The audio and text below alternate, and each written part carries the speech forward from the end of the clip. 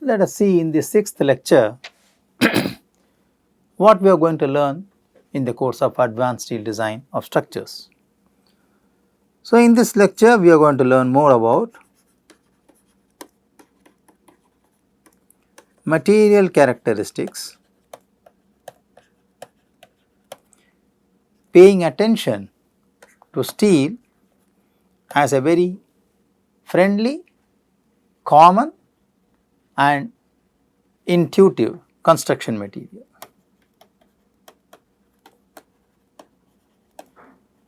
To be very precise, we will focus only on steel.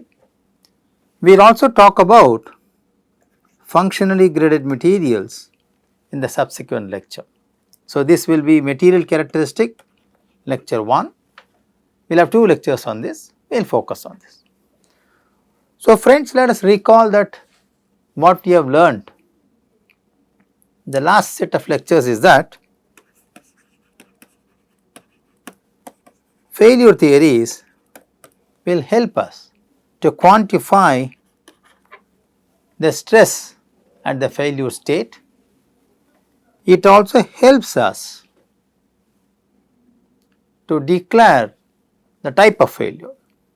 Essentially, is it a brittle or a ductile failure?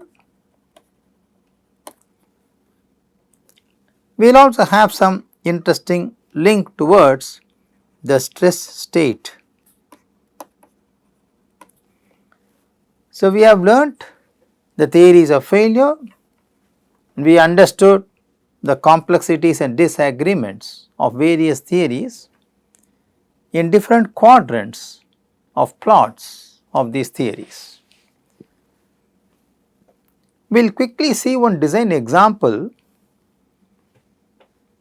to highlight the importance of the failure theories. So, we will see quickly a design example to understand the influence of failure theories on the design. Okay. We will say example 1. The example is like this: design or compare. Okay. The diameter of a steel shaft subjected to torsion, take Poisson's ratio as 0.3, compare this using various theories, that is maximum principal stress theory,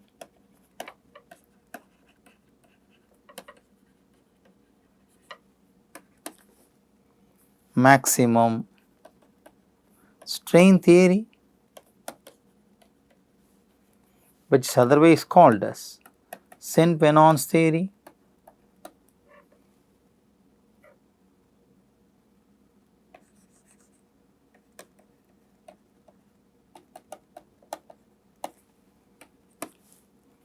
maximum shear stress theory,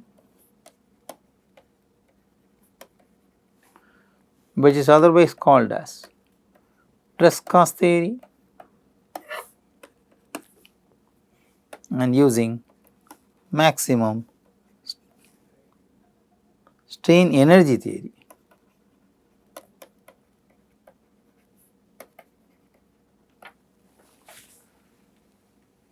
Let us try to answer this question and understand the influence of choosing an appropriate failure theory on design of the circular shaft. Let us make certain assumptions. The first assumption what we make is let the yield strength of the material in tension be identically equal to that in compression. 2. For a pure shear case, we can always say the principal stresses are equal to their shear value.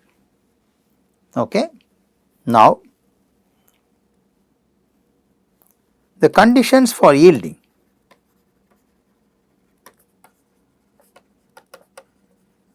Because yielding is a type of failure, we already said that. The conditions for yielding according to the above 4 theories are as follows.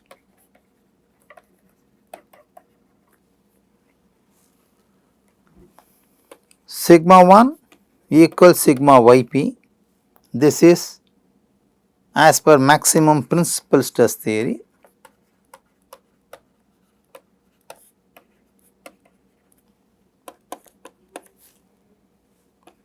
Sigma 1 minus mu sigma 2 is sigma yp. This is according to maximum strain theory.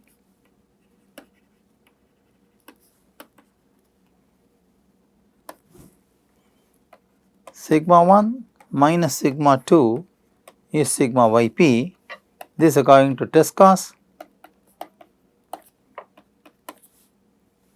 Sigma 1 square plus sigma 2 square minus 2 sigma 1 sigma 2 is sigma yp square as per maximum strain energy theory for a biaxial stress state. Okay, we have already seen that in the last lecture. For a pure shear case, as we have assumed, sigma 1, sigma 2 are equal to tau, and hence let us call these equations as equation 1. Equation 1 can now become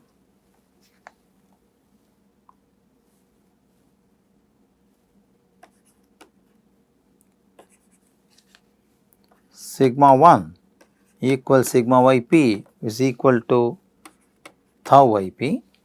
This is for maximum principal stress theory.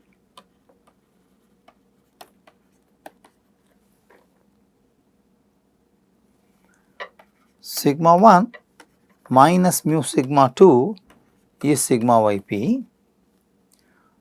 So, tau yp minus mu of minus tau yp is sigma yp, which means tau yp is sigma yp by 1 plus mu. This is according to maximum strain theory.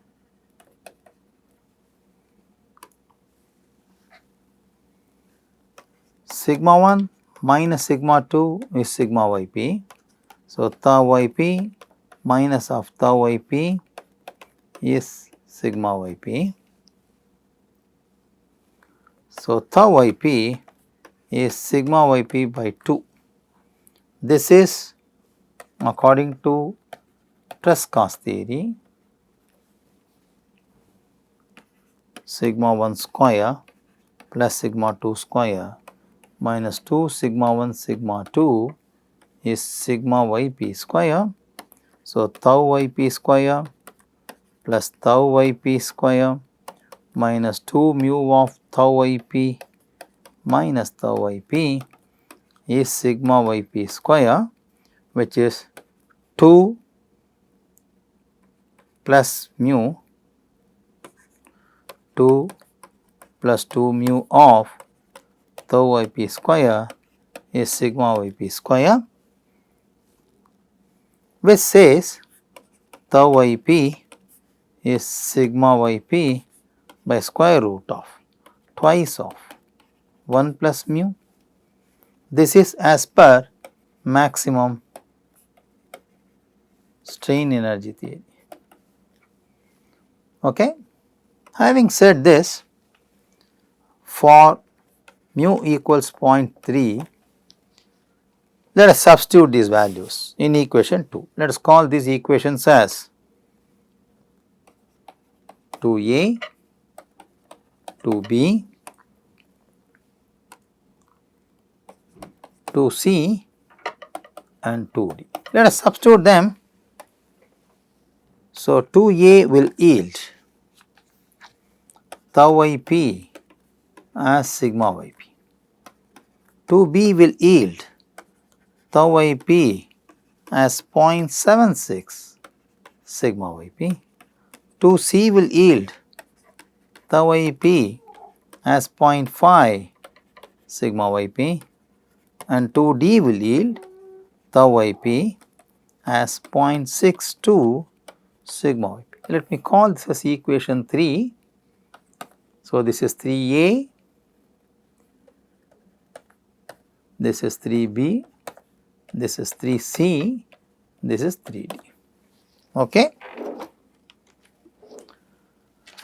Let us apply this for the design and see what happens. Now, for the design of circular shaft,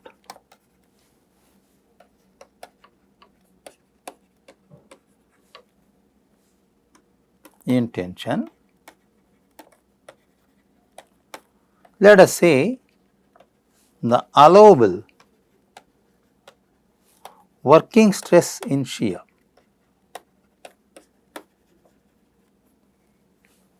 P tau w, which is tau ip by some factor of safety. For torsional moment acting on the shaft, this tau w will be equal to 16 times of torsional moment by pi d cube for a circular cross section. The standard equation, call equation number 4. Let us say we call this as 4, we call this as equation number 5. Okay. Now, for the maximum principal stress theory,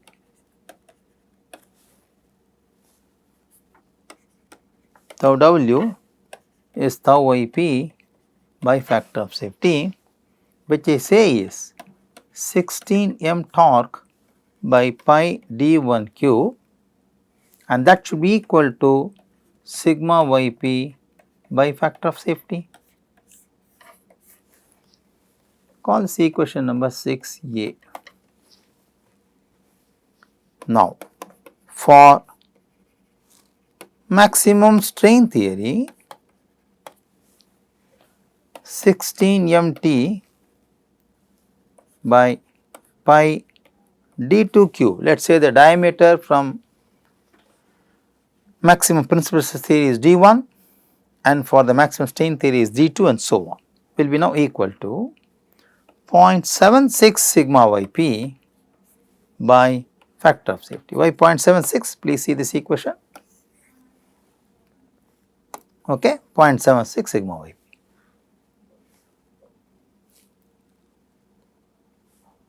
Right. Let us call the equation 6b.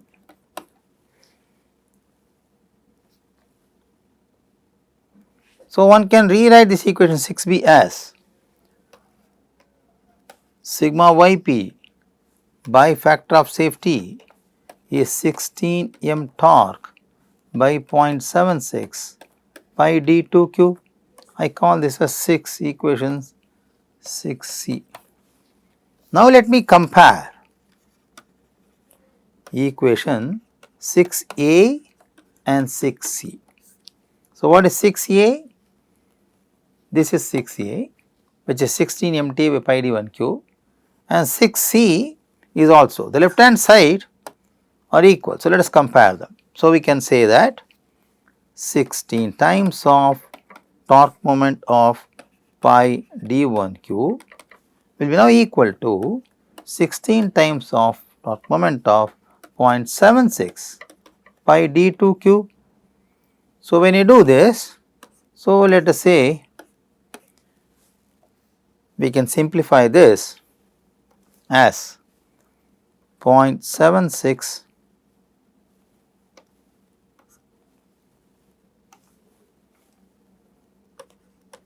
d2 cube is d1 cube.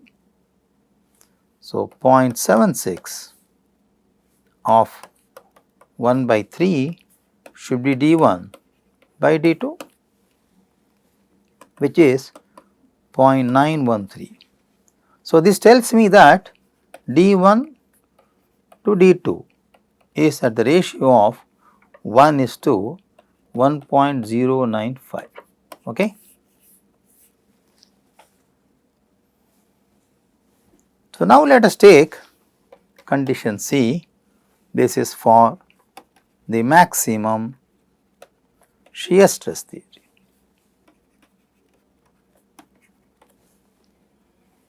So, that is 6 mt by pi d3 cube should be equal to 0.5 sigma yp by factor of safety. Why 0.5? For 2c the condition is tau yp is equal to 0.5 of sigma yp. Okay.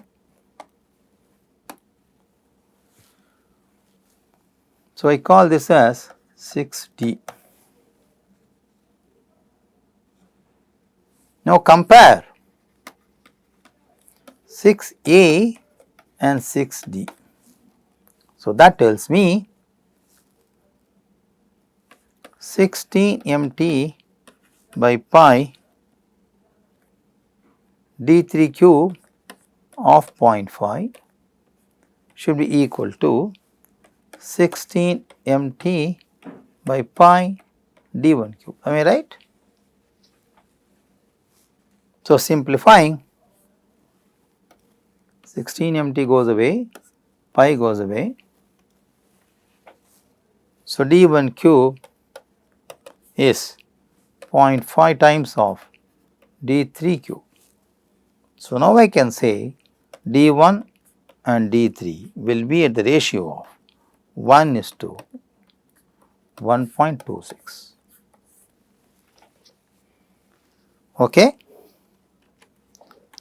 Let us do this for the fourth case, that is using strain energy theory.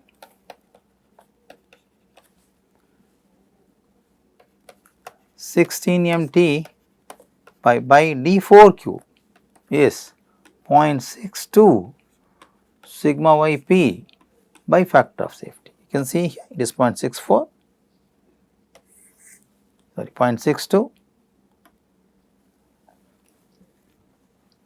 So, I can now say 16 mt by pi d4 cube into 0.62 should be sigma yp by factor of safety. I call this as 6e. Now, I compare 6a and 6e. So, which will be 16 mt by pi d1 cube should be 16 mt by 0.62 of pi d4 cube. Okay. This tells me d1 and d4 will be in the ratio of 1:1.17. So, now friends, I have the ratios of d1 and d2, d1 and d3 and d1 and d4. Let me quickly say d1 with respect to d2, d3 and d4 will be given by this relationship as 1, 1.095, 1.26, 1.17. Am I right? 1.17, 1.26, 1.095 and 1. Okay. So, that is the influence of choosing the diameter of the circular shaft subjected to torsion from different failure theories. So, friends, you see how the dimension or the cross sectional properties of the member vary significantly when you choose a failure theory. So, failure theories affect the design.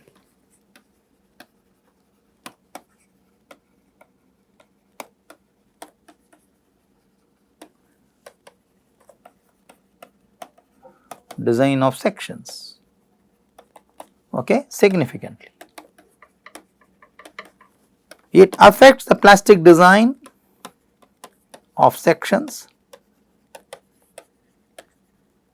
which I will show you later. Okay. So, this is a very simple design example to illustrate the influence of the failure theories on design of steel sections. Okay. Having said this, let us move on to the material properties, or I should say material characteristics. Here we are going to talk exclusively about steel as a construction material. Now, friends, we all know that different types of materials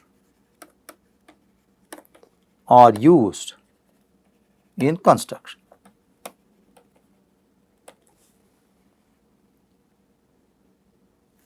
They are used for a variety of purpose.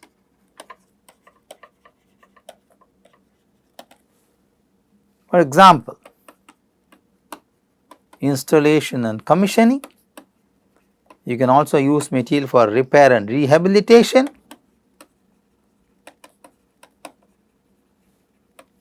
You can also use material for corrosion protection, etc.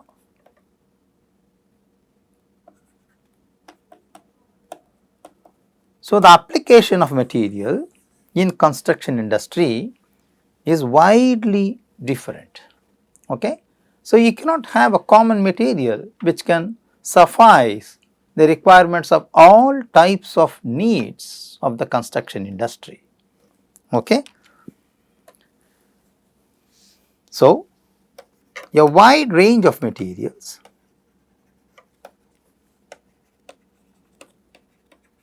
like composites, concrete, steel, copper, aluminum, titanium,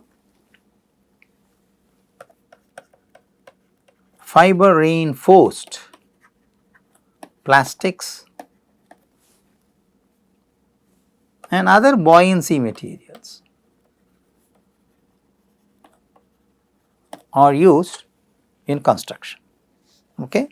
Now, the question is, when you have got such a wider choice of material, then which governs their selection? So, the choice of the material for construction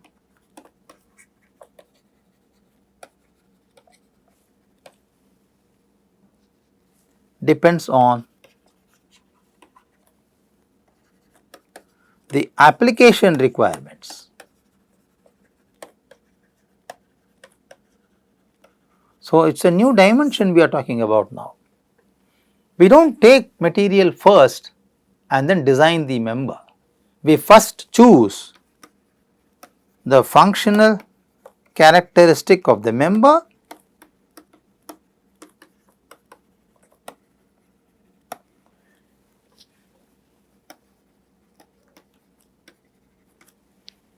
then choose appropriate material. One may ask me a question, if the member has multifunctional characteristics, then how do I choose the material? The answer is very simple. Look for the dominant functional characteristic. So, we say the material choice depends on application requirements. That is a very important statement we want to make here. Okay. Now, when we talk about the environment, then material choice becomes complex. I can give an example. Say for marine environment,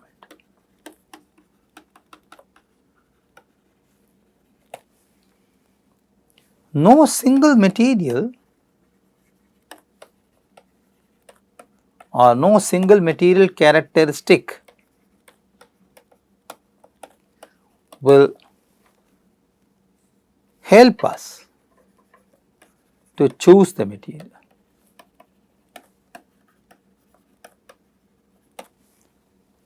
Therefore, a detailed knowledge of the structural characteristics and the relevant code compliancy are important. So, now two factors that govern the material choice.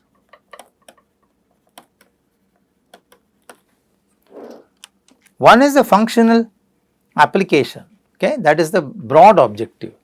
Within that, the two factors could be code compliant, the material should be advised by the code. International codes advise materials. If the material chosen by you does not reflect any international guidelines for the design, you cannot use the material for construction. So, code compliance is very important. Next would be the structural characteristics of the material. The moment we say structural characteristics, then the question comes, what are those structural characteristics which are important? Before we look into them, let us say, in addition, when we talk about form dominant design,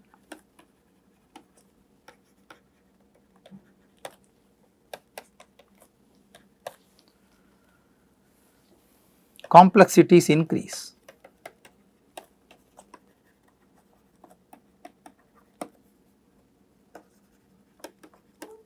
I will tell you why. Because form dominant design are subjected to severe or extreme events. They undergo large displacements. So, let me reiterate, form dominant structures resist loads by geometric form or arrangement of members. They do not resist the loads by the material strength. Okay, that is a very important property we learnt in couple of lectures earlier. So, they do undergo large displacements. In fact, they are permitted to undergo large displacements, and their large displacement only help them to counteract the loads provided they ensure recentering.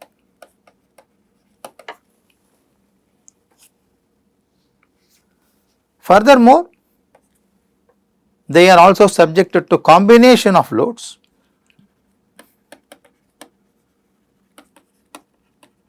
such as wind, wave, ice loads, fire loads, blast loads, etc.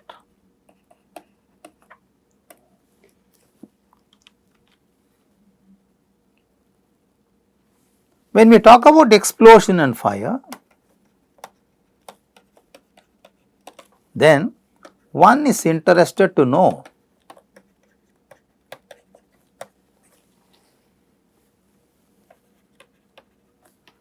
the material characteristic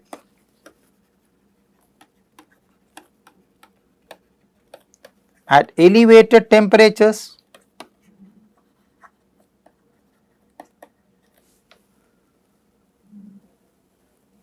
so we are looking for a high level of reliability in the design. Okay, that is the foremost objective we have in the design.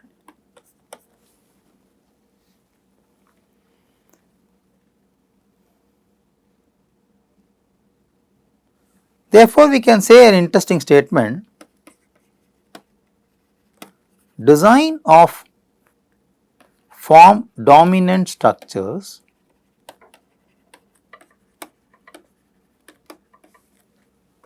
is complicated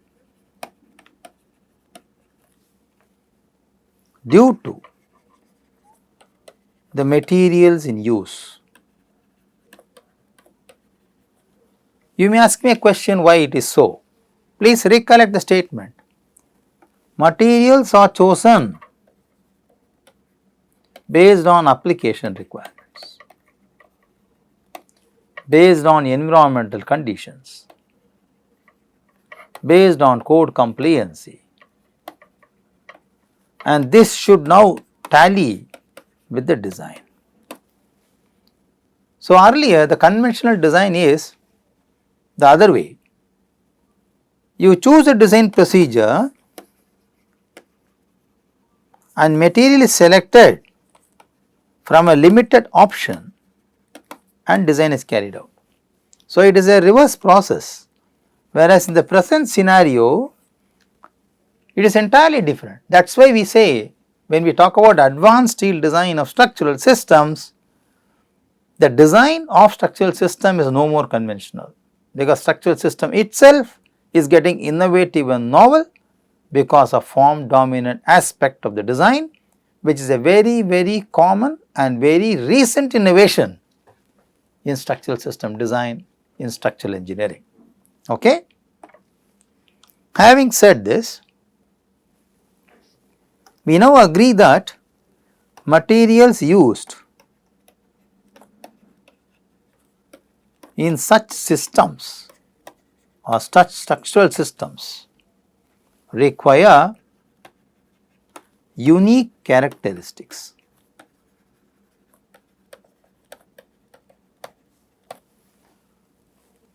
They should be compatible with extreme weather conditions. They should sustain environmental challenges, and apart from that, they should be code compliant and they should be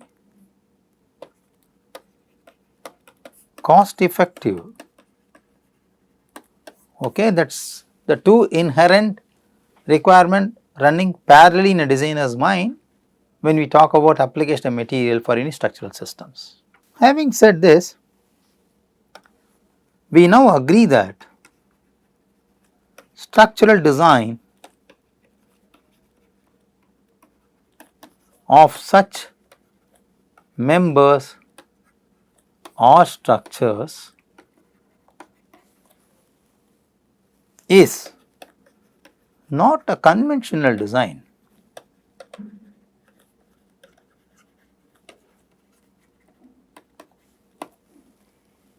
The conventional design used to be strength dominant or strength governed design.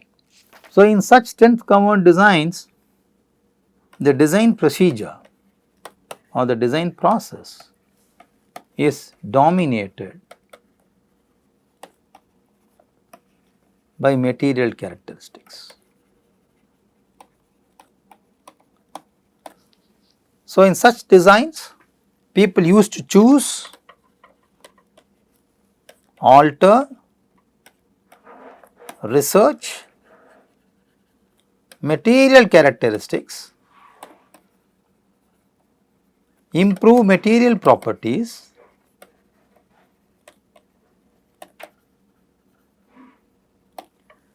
enhance them to apply to the conventional design.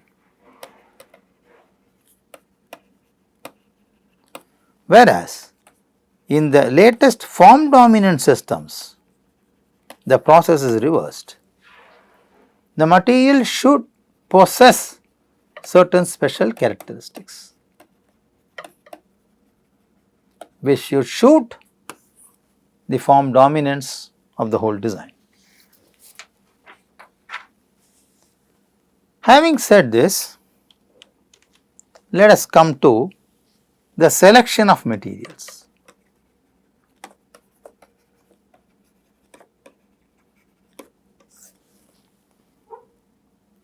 Now we agree that there is a wide choice of materials for construction. We have already listed them and we all agree on that statement. But few parameters govern the choice, namely type of application you are looking for.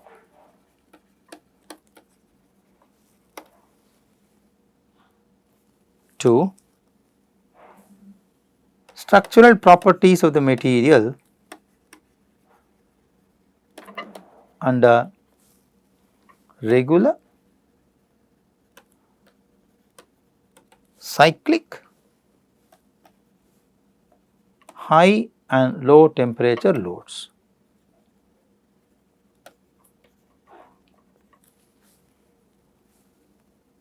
We are also interested to look at the recycling characteristics of the material.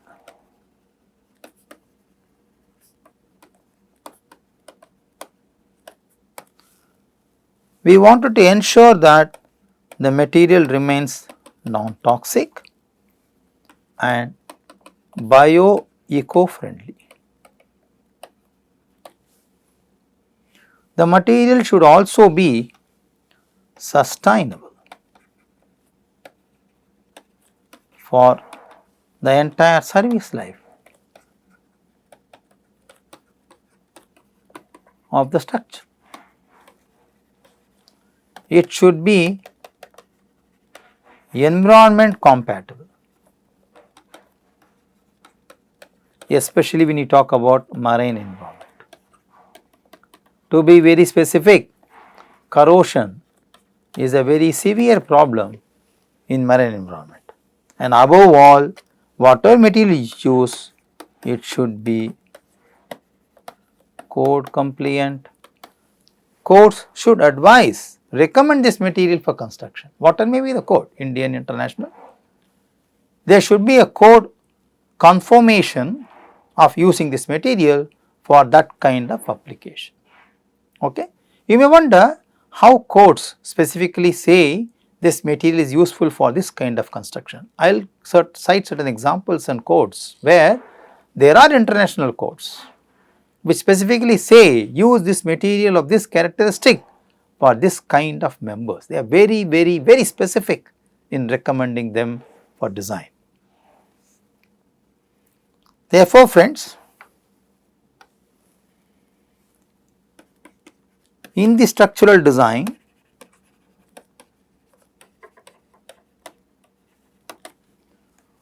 we all agree that code requirements govern the design.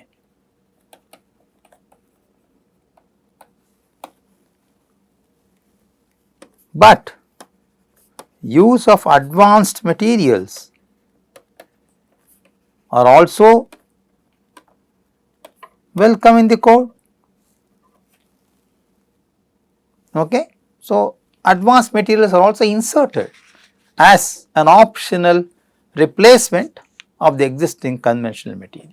So, when you talk about advanced, please think that steel is not the only non-replaceable material for construction. I am going to give an alternative in this course. Okay. We will see how other materials can also replace steel with better structural characteristics. We are going to talk about that. Functionally graded materials, abbreviated as FGM, are the recent advancements.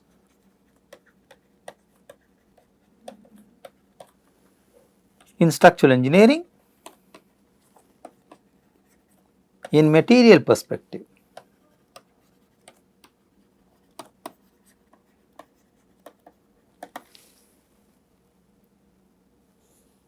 Now the question is FGM recommended by any code?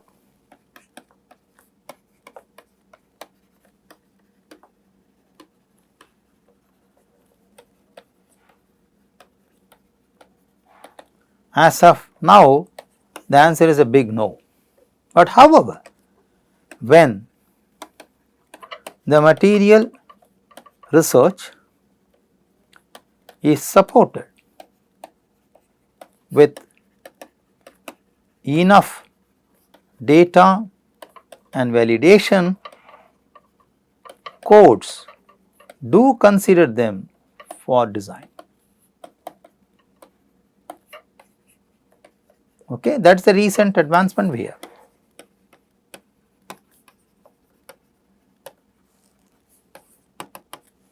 I can give a very simple example of FGM. We will talk about this in detail in the coming lectures. Simple example of FGM is that FGM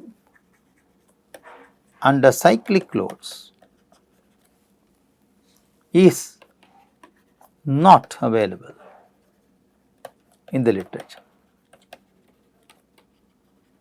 The structural properties of FGM under cyclic loads is not enough, it is very scarce in the literature.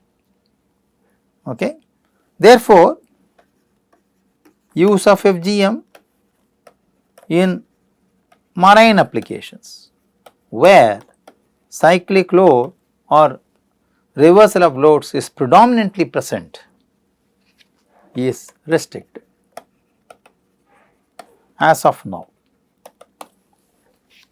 But still, to assess the fatigue life, a conservative approach can be used to compare the results and present it to the research board of material innovations. Material characteristics influence the design and hence choice of material for construction, okay, is a major engineering decision. So, that is a very interesting declaration we want to emphasize upon for the learners. Okay.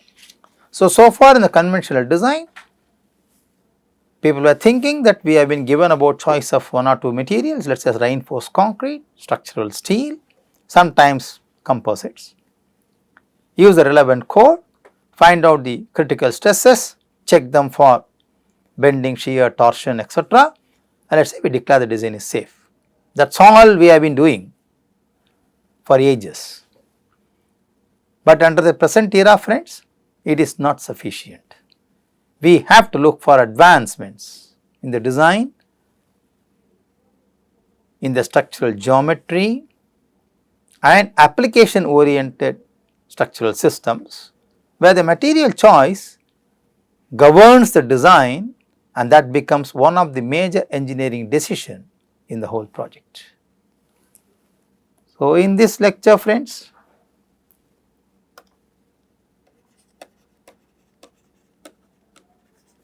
we learned one design example of influence of failure theories on the design.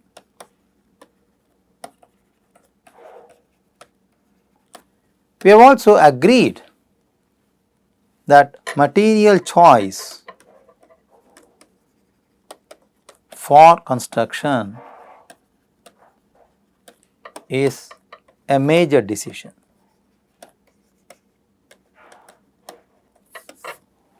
Thank you very much. Have a good day.